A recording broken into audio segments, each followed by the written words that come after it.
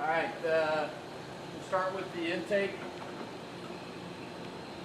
Mostly just looking for general condition, looking for any kind of FOD for sure. Making sure your eyes adjust so that you can look all the way back down to the bullet nose and see if there's anything that could be stuck in there. Additionally, looking over here as well to make sure that you don't have any FOD.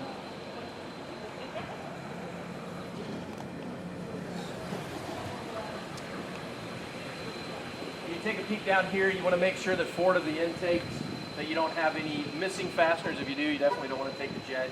Any pop fasteners, you need to make sure that those get pushed back in. Static port, make sure there's no grease, no obstructions on the static port itself.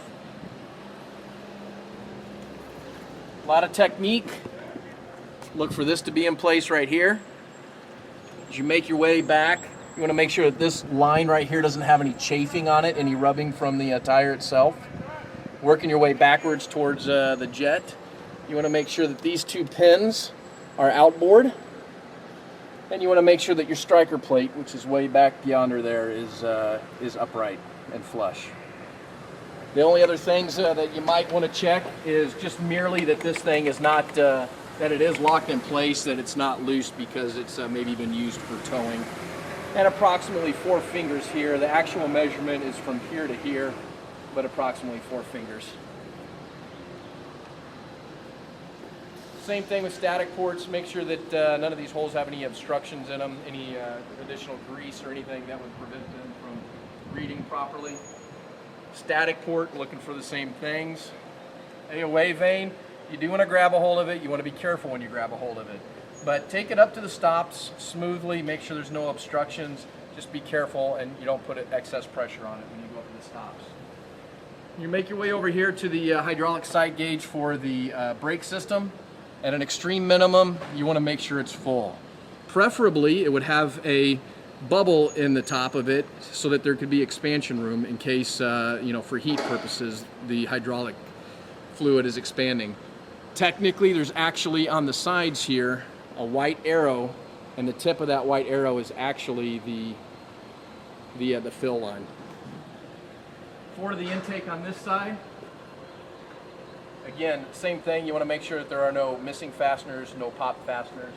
And then while you're down here taking a peek backwards, you want to make sure that you don't have any active leaks in any of these fuel drains. You'll do the same thing on the looking down the intakes and looking down here on the side as well. Again, make sure that you pause long enough for your eyes to adjust and get down there. As you make your way over to the wheel well, you're going to want to check for your cords and use your local guidance depending on what the cords are. You do want to make sure that you have a little bit of slack in the brakes. Oh, by the way, if somebody's inside of the jet at the time when you're doing that and they don't move, ask them to get off the brakes because they're standing on them right now. You want to make sure at a bare minimum that this is finger tight. It's a brake line. If it's not at least finger tight, something's wrong. You also want to make sure that the self-adjusting screws are not flush or inboard. And if you're not sure, then you can always grab a crew chief and they'll have a caliper and they can measure it for you. Approximately 3 fingers here. The real measurement is from here to here. And then working your way up here. You want to make sure you don't have any cracks, any big abrasions, anything noticeable here. Make sure that on your stress panel that it's not buckled or crinkled. Make sure that your alternate gear extension cable is taut, not to pull on it or put any weight on it, but just to check that it's taut.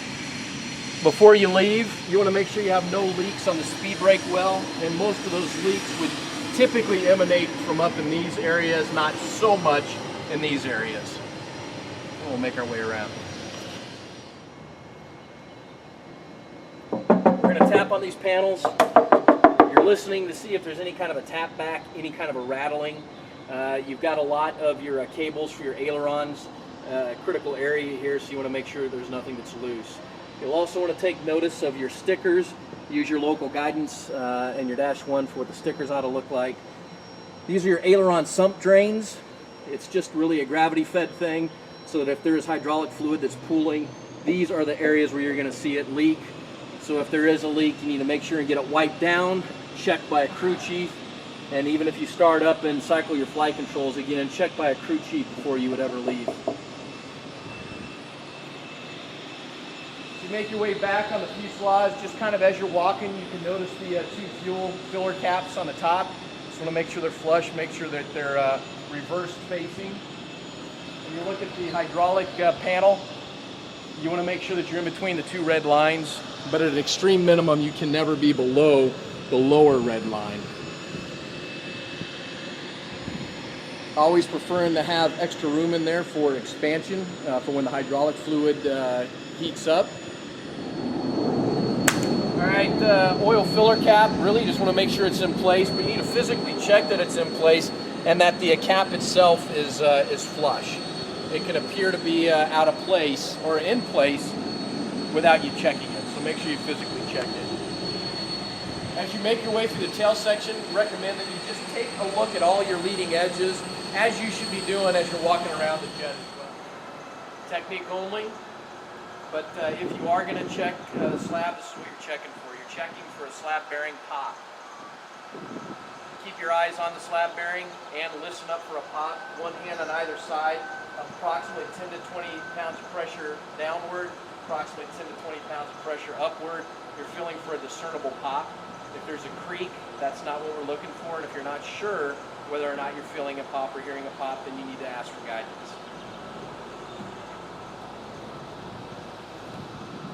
Again, enough time for your eyes to adjust.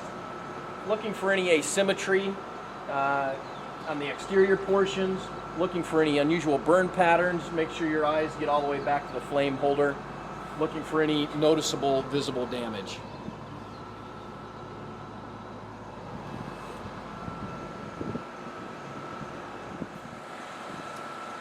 All right, the only additional things that you want to check over on this side, I recommend that you come back underneath here and where the bird cage is, I tap on that panel for a lot of the same reasons why I tap on the panels over there by the ailerons. But that's where a lot of your rudder linkages are going through, and again, you're looking for any feedback that you might find. Again, you have the two stickers that you have to pay attention to for your local guidance as well. While you're underneath here, the last thing that you would look for are what are called the turkey poppers, or the fuel strain bypass valve indicators. You've got one here, and then you've got one right over here as well. And if you get up close, what it actually is, it looks like a turkey popper.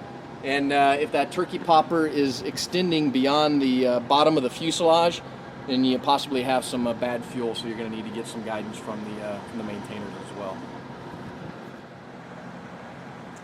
Other than that, everything for the rest of the jet is going to be exactly the same as you would have checked it on the other side of the jet as well. You make your way around the wing, tapping the panels, looking underneath the gear well. And then the last thing that a lot of people like to do is walk out in front of the jet and just take a big picture look back, just to make sure that nothing sticks out, nothing really catches your eye, that there aren't any leaks that you didn't notice before. Just kind of one final look before you go get in the jet.